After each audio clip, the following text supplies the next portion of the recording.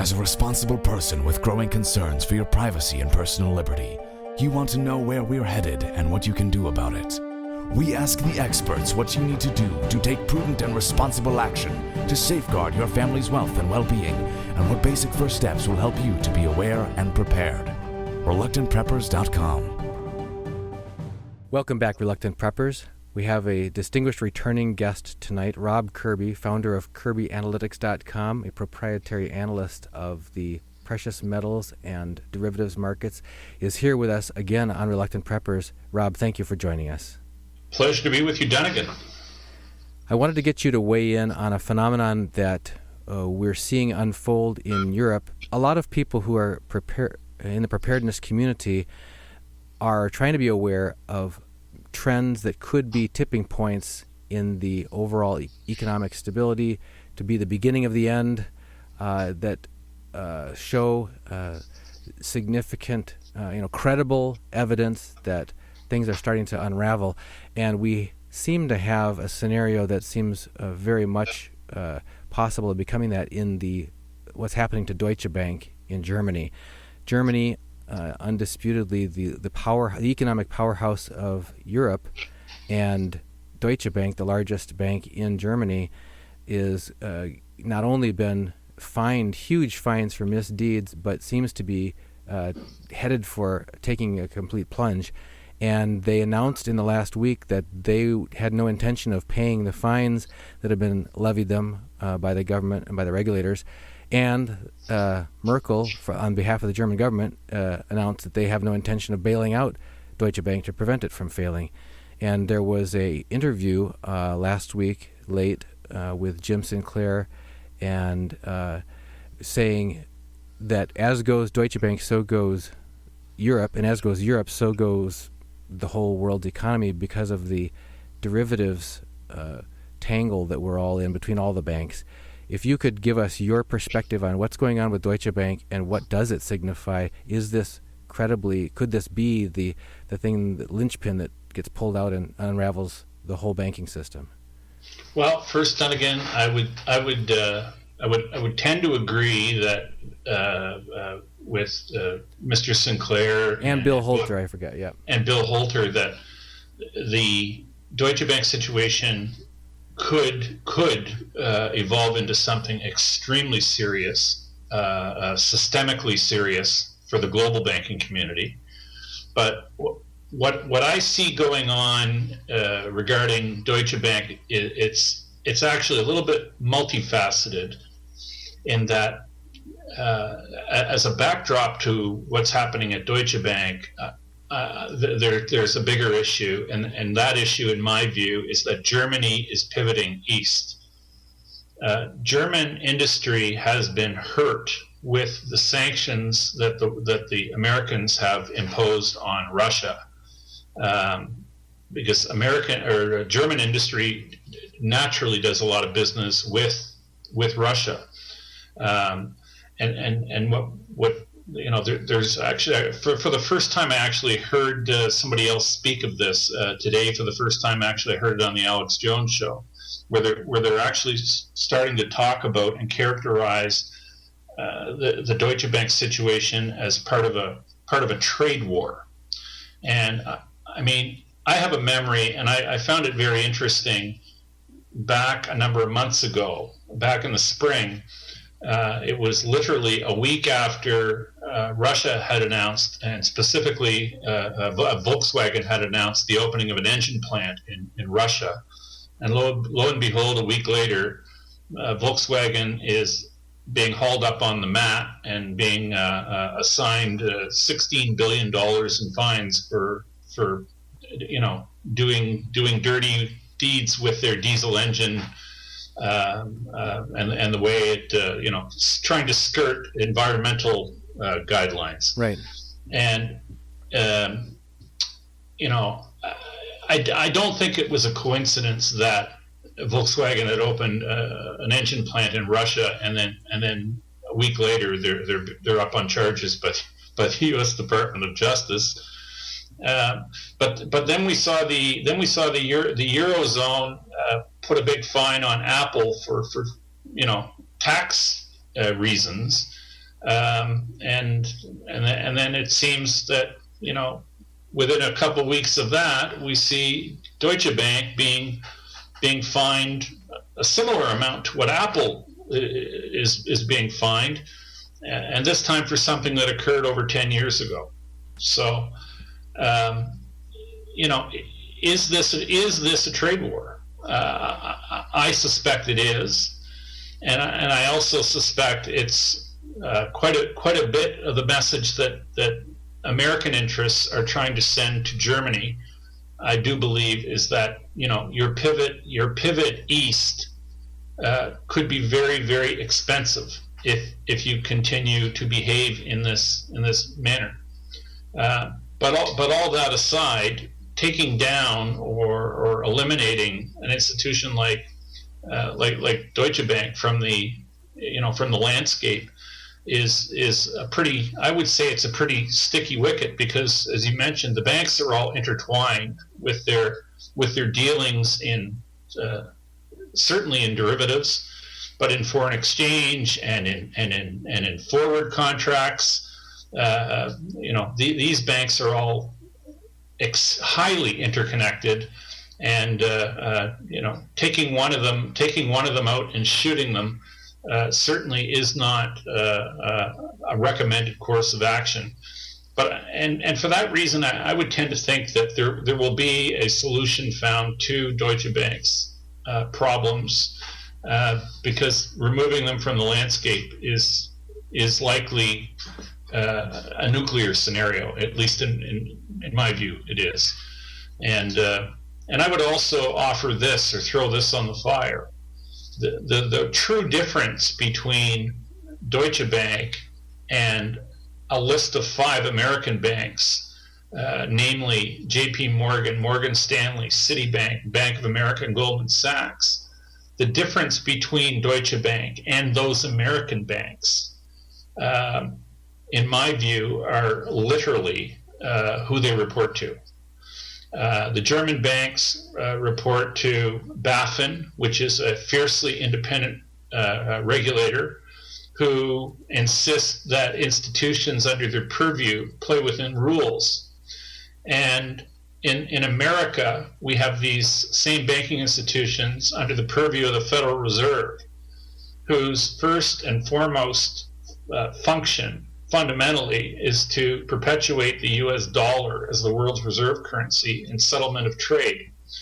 And as such, American regulators are willing to look the other way or wrap themselves in the flag and allow very unsavory things to occur in dollarized capital markets, all in the name of national security. So German regulators, I do not believe, feel that Deutsche Bank's function in life is to perpetuate the US dollar hegemony, and thus the conflicting means of enforcing rules between the two jurisdictions.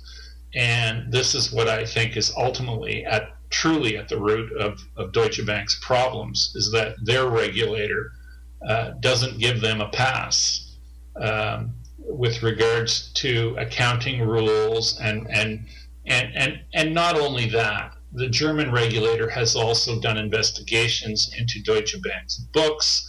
They know because they raided their offices back quite some time ago, and they have a very good idea what Deutsche Bank's been up to. And I think this is why they are so upset with Deutsche Bank's conduct, because I think they are very aware, and have been aware for quite some time, that at the root of what Deutsche Bank's been doing, they have been sort of sucked along on this ride, basically perpetuating the dollar.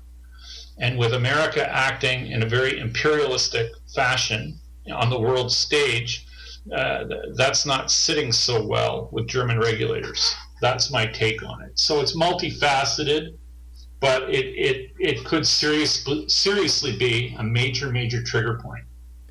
And yet your overall belief is that in the end, Deutsche Bank will be treated as a too big to fail, and some kind of a settlement will be reached that'll allow them to not to completely implode? That's my guess. That's my guess at this point in time, and I would say that's subject to change, because we're living in a time when the ground is moving at all times. And conditions on the ground dictate that you have to be a little bit nimble. But I mean, I just think there's enough better reasons for systemic failure in our global financial system that they won't allow the obvious, the most obvious one actually be the trigger. Yeah, it's hard to blame that on the consumers who haven't taken out enough loans or taken out too many loans or that sort of thing, or people with earning minimum wage that are earning too much, that sort of thing. What about, you mentioned a nuclear option, and I think you meant in a figurative sense there, but in a more literal sense, if we could turn our attention to the Middle East, where also in that same interview there was focus on the U.S. leadership in Obama and John Kerry, for example, basically picking a war in Syria and basically engaging Putin and Russia on the other end of that, and that in no way does this appear to be in the best interest of the U.S. or of the American people, and questioning who's really calling those shots, what's really motivating and driving that kind of that desire to keep a war always on the next burner. Do you want to weigh in on your view of what's really going on between us and Putin? Well, my view of what is guiding American actions, it's globalists that are in control of the leadership of America, and globalist interests. Let's just say I think they're playing a very, very weak hand, because in my view, the globalist cause is sort of, I'm not going to say finished, but I do believe that they're on the ropes. And I do believe that there's been a huge amount of awakening in the Western world as to how anti-human the globalist movement really is. At the core of the globalist movement are people who believe in eugenics, are people who want the population of the earth dramatically reduced, who want one world government, who want to deindustrialize the West, who have contempt for humanity, and it's this contempt for humanity that people are starting to catch wind of, and it's why we are seeing the rise of populism in different centers. We saw it with the Brexit vote in England. We're seeing it with the rise in popularity, or it's manifesting itself in America with the rise of Trump. People are becoming, and we're starting to hear the word globalist, and globalism even in the American mainstream press, and that is a true, that's a sea change to me, because you never heard the word globalist or globalism even 6 months ago in the Western mainstream press at all. That's true. And now you're hearing it on a regular basis, which means that they've acknowledged that they have an issue and they have a problem, and people are waking up to it. So now they're actually admitting that the globalist forces exist, but they're trying to spin them as something that are friendly to humanity, which they clearly and documentably are not. So we've seen a bit of a sea change. My personal feeling is that Putin is anti-globalist, as Trump is anti-globalist, Putin is a nationalist acting, in my view, acting in the best interests of Russia. And Trump is, with what he's preaching or what he's indicating would be his likely course of action, he's a nationalist who's going to act in the best interest of America. And my view is that those two nationalist figures can coexist quite well on the world stage. My fear is that the globalists will somehow steal or fraudulently win the election, either through voting fraud or through vote rigging. I don't put it past them. I believe that Trump and Putin can coexist quite well on the world stage together. And what scares me is if the globalist forces actually win the American election, I think it puts us on a collision course with Russia, and I think the likelihood of a very hot war between America or American-led interests and Russia, a direct conflict, becomes extremely highly likely. So I'm hoping that doesn't happen, and from that standpoint, I would consider a vote for the sick and dying Hillary Clinton to be a vote for war. And that's the way I view it. So I just hope that doesn't come to pass. Turning our attention back to precious metals and specifically gold, since the 7 or 8 years prior to the 2008 collapse, from 2001 to 2008, there was a comparatively very little movement or inflow or outflow of gold from central banks worldwide, actually a slight outflow. But between 2008 and the present year has been a huge increase, more than 10 times the amount to the positive side of accumulation of gold by central banks, notably China and Russia. And if you could weigh in on the slogan, he who has the gold calls the rules, what do you see, regardless of which trigger or what event or what may cause a tipping point and a collapse in the future economy, what will it make a difference as far as a power shift globally on which nations are holding the most gold when that happens? Well, I think we've already begun to see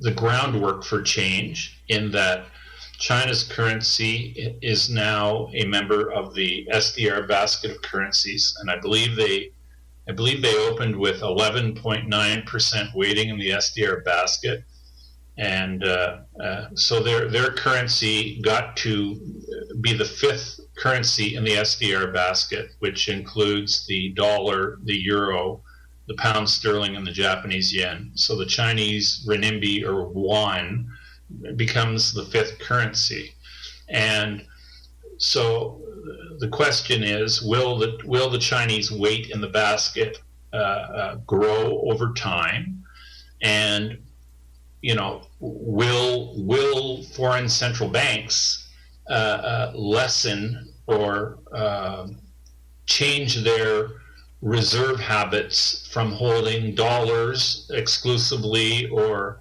super heavily weighted in dollars, and will they start possibly holding bigger concentrations of the Chinese currency? And another very interesting development that occurred last week was the overrunning of the Obama veto on the 9/11 bill. And the 9/11 bill, when it was first introduced, was a piece of legislation designed to allow Americans to sue Saudi Arabia as being a perpetrator or a cause in the 9/11 attacks. Right. And that all centers around the 28 pages of redaction in the official 9/11 report, where people who have seen it have indicated that it heavily implicates Saudi Arabia as being a major cause/financier of the activities that occurred on September 11th, 2001. And when this legislation was first passed, we saw Obama veto it, and in his 8 years, or almost 8 years in power, Obama's never had one of his vetoes rescinded. And last week on the 9/11 bill was the first time that one of his vetoes was overrun by both the Senate and the House. And Saudi Arabia is on record saying if that law were to be passed, there would be serious financial repercussions for America, which may include Saudi Arabia dumping their reserve holdings of US dollars. My feeling is what we might see in the very near future will be an announcement from Saudi Arabia that their old deal with America regarding selling their oil only in dollars, you might just hear the Saudis make an announcement very publicly that they are now selling oil in Chinese currency and dollars. And that could have a very, very destabilizing effect, and might be viewed as payback on the part of the Saudis for what they view as American intransigence to pass or to overrun Obama's veto and allow this 9/11 bill to become law. So let's just say that there's a number of balls in the air right now. Any one of them that hits the deck could cause or could have systemic implications. And so which one of the balls is going to hit the deck? Maybe it will be one that we don't even know is in the air, because where there's a few, there's usually many. Because these things have the way of taking on characteristics much like cockroaches. And typically, if you see one or two cockroaches, you have more. And if these are the visible balls we see in the air, who knows?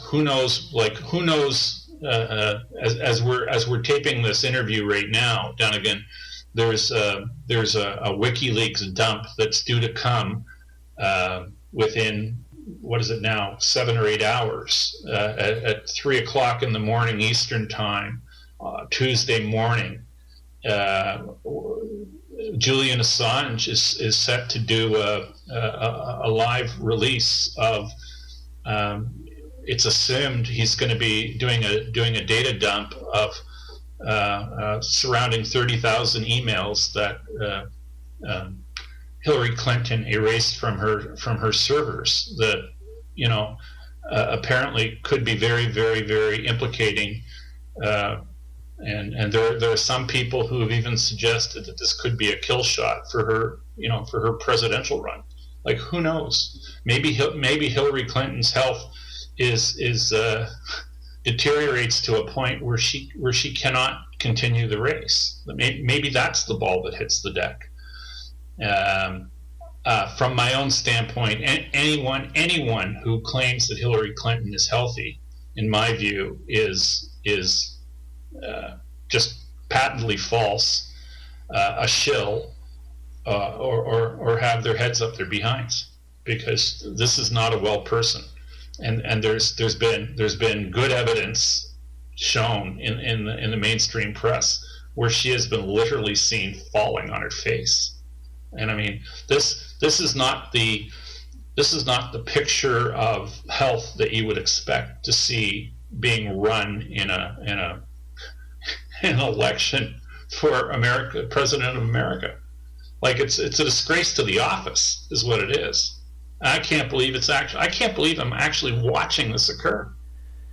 I think I said to you before we started taping today, like, what's going on in America it's in this political season is deplorable. It's an absolute utter disgrace.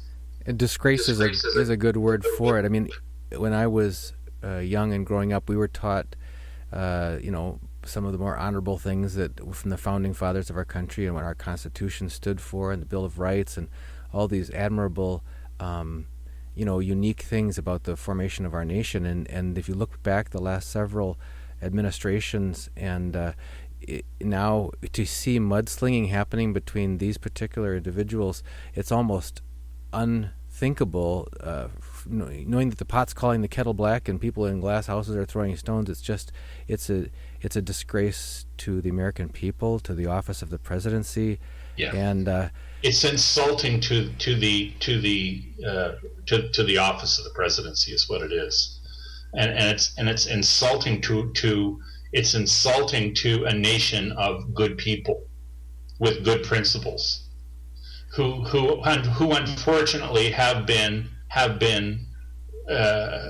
captured by a group of very dangerous, very not nice people. And right now, these globalists have their foot on the throat of your great country. And say what you want about Donald Trump, because what the man will be as a leader, I can't say, and I would never guarantee or promise. But one thing I do know is the man is a nationalist, the man is a patriot, and he's anti-globalist, and the world could certainly do much better with a lot less globalism right now. And returning back, you mentioned the good people of the nation, returning back to the common person and the common family, and just trying to get by and get along and look after the well-being of their families going forward. That's what our channel is about how to be aware and prepared. We've talked a lot about awarenesses here of potential, balls that could hit the deck and change everything and be tipping points and that, but I guess regardless of where a major disruption comes from, and we've certainly had enough people commenting on some of our videos being, scoffing and saying, oh, this date passed or that date passed and it wasn't the end of the world. But there's no denying the instability of many dimensions, as you mentioned, all over the system, and both politically, economically, and so on. So what, and again, in your mind, are the few things that an individual really needs to look towards to make sure that they're doing the best that they can within the small realm of control or influence that they have to take care of themselves and their family? Well, I'll summarize it this way: we are listening to and can hear the rumbling. I'm going to say, make an analogy here. What's going on in our financial markets is very similar to a volcano starting to spew ash and starting to spew steam. And when you see a volcano starting to spew ash and steam, the best course of action is to not move closer to the volcano.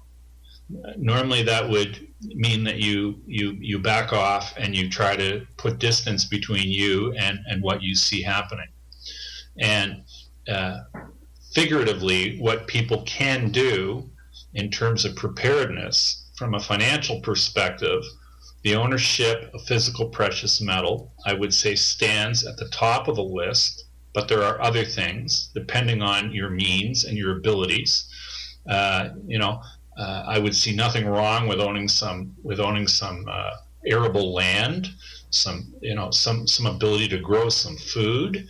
I see nothing wrong with owning storable food as a means if supply chains were to break down, and if you were to end up like Venezuelans are right now, where there's no food in grocery stores, and people are out hunting domestic animals to try and get meat, and people who think that this could never happen here, give your head a shake and think about it. You need to go away and think about it a little bit more. And all different ways of preparedness. Having some means to defend your family is probably a very smart idea.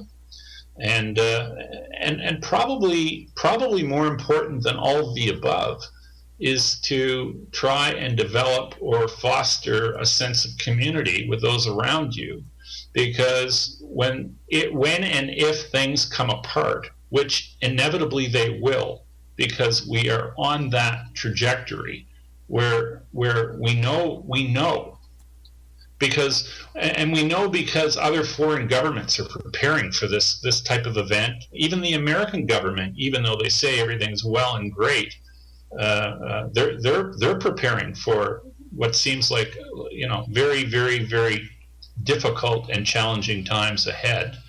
That would actually make anything that I've talked about seem calm.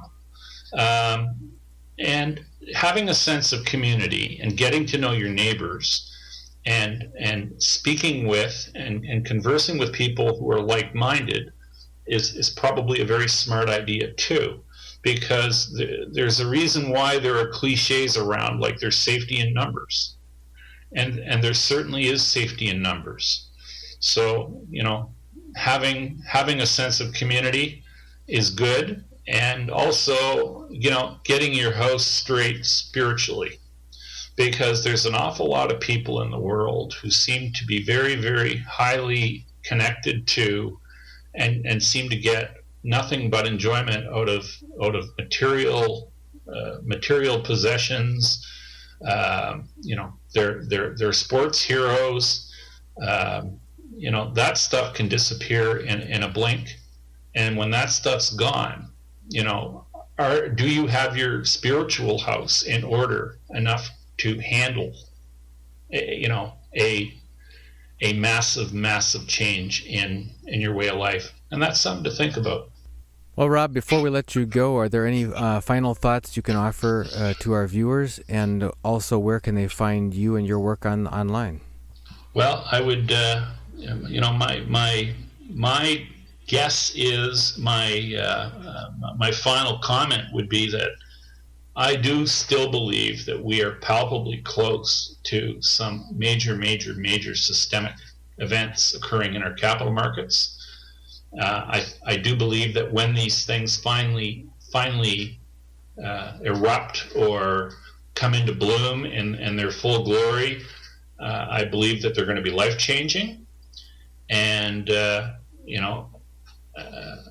just because we've been lucky enough, and I do believe everyone will. I do believe that there will come a point where everybody will look back on the times of today and say they were the good old days. So enjoy it while you have it, and but do prepare, and from there, you can catch me on the web at kirbyanalytics.com. Rob Kirby, thank you so much once again for joining us here on Reluctant Preppers. It's been my pleasure.